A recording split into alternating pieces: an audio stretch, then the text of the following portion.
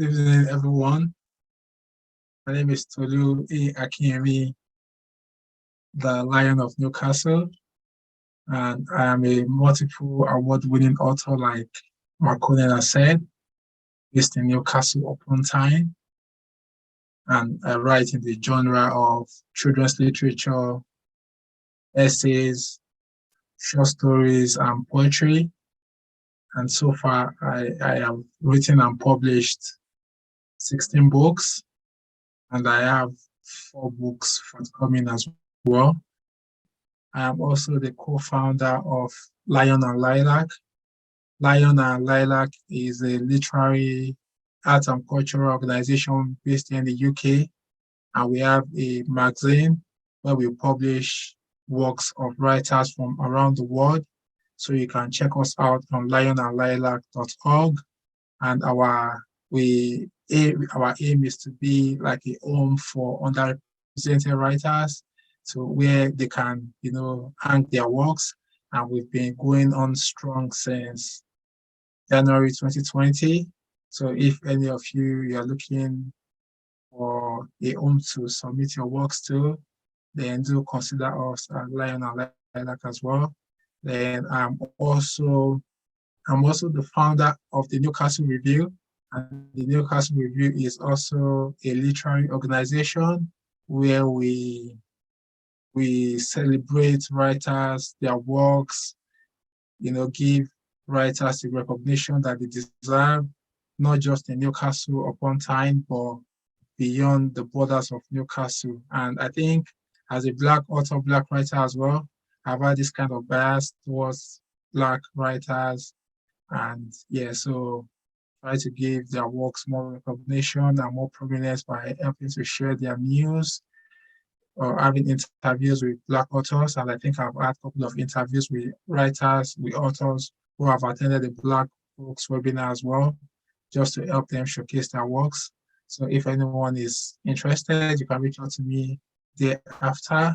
And my own website is tolutolu.com. So I think this evening I'll talk briefly about my latest release, my children's book, which is titled "If You Have to Be Anything, Be Kind." Yeah. So, but before that book was released, I think last year I released 2 children's books, and this is one of them. I Wear Self-Confidence Like a Second Skin, and the second one is titled "I Am Not a Troublemaker."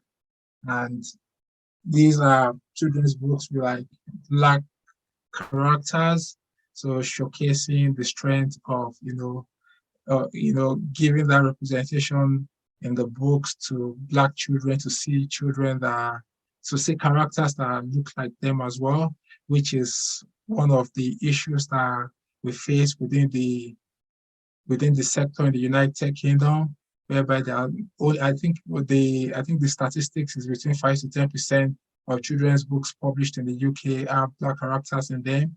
And I think it is our responsibility as Black authors, where we see there are gaps to be plugged. It's our responsibility to plug those gaps, to write those books, to tell our stories.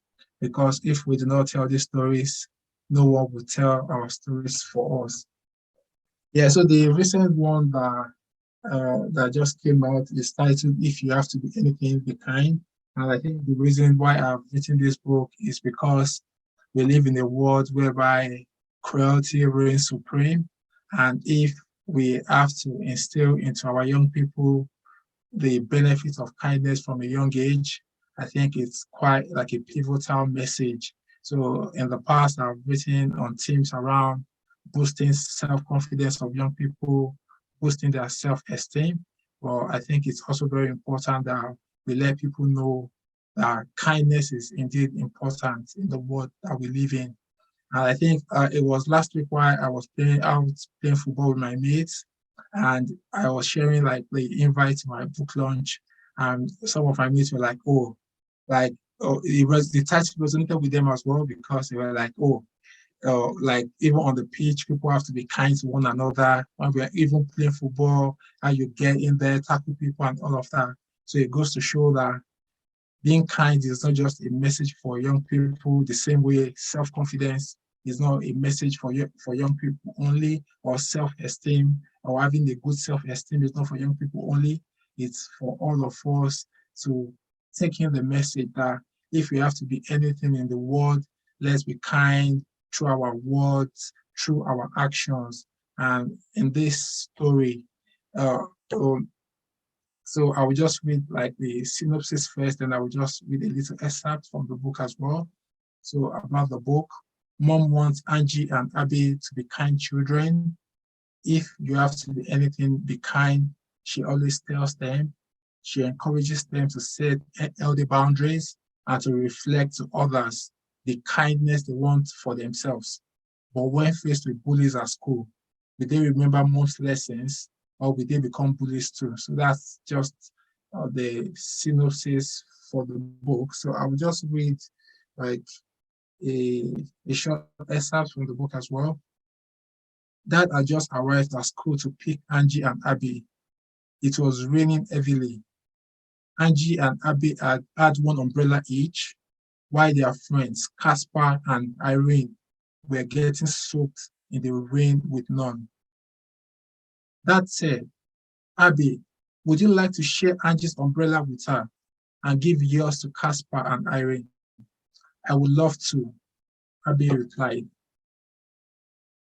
In the car, Dad asked, does anyone know why we offered one umbrella to Caspar and Irene? Abby answered gleefully, because sharing is caring. Also, so they don't get wet.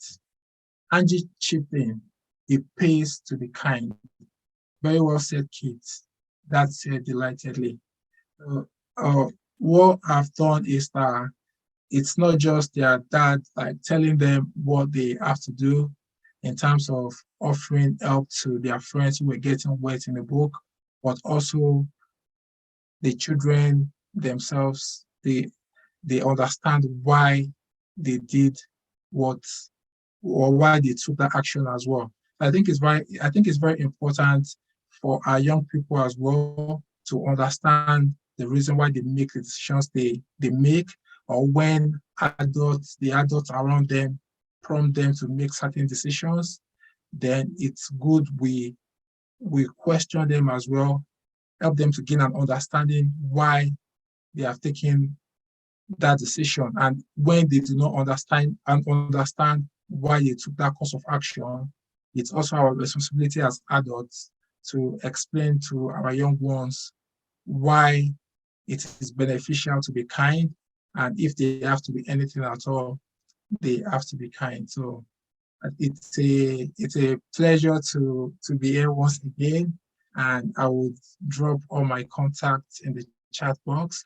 I remain Tolu Toludo, the Lion of Newcastle, and Makonnen, keep up the great work. And I'm always here to support you and chip in my help whenever required. Thank you, everyone, and it feels great to be here this evening. Thank you.